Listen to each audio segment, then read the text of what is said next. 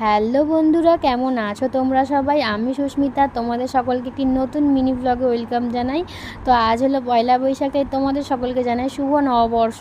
আর আমাকে না আজকে তাই জন্য প্রায় ভোর 4:30টার সময় ঘুম থেকে উঠে যেতে হয়েছিল, কারণ আমাদের যেহেতু দোকান রয়েছে আর আমার হাজব্যান্ড সেই জন্য সকাল সকাল মন্দিরে পুজো দিতে যাবে, সেই জন্য তাড়াতাড়ি ঘুম থেকে উঠে যেতে হয়েছে। আর ওদিকে দেখুন ফুলের মালা, লঙ্কা, লেবু সমস্ত কিছু আগের দিন রাতে কিনে এনে বাড়িতে রেখে দিয়েছিল দোকানে টাঙাবে বলে। আর যে সকালবেলা যে ও পুজো দিতে গিয়েছিলো সেখান থেকে কিছু ভিডিও করে নিয়েছে, তাই ভাবলাম তোমাদের সঙ্গে একটু শেয়ার করে দিই, যাতে তোমাদেরও ভালো লাগবে।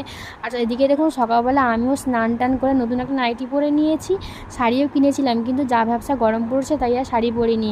আর বাড়ির ঠাকুরকেও দেখুন সুন্দর করে পুজো দিয়ে নিয়েছে। আর আমাদের বাড়িতে না ছোট্ট একটা গনু রয়েছে, তাকেও সুন্দর করে লাড্ডু দিয়ে পুজো দিয়ে দিয়েছি।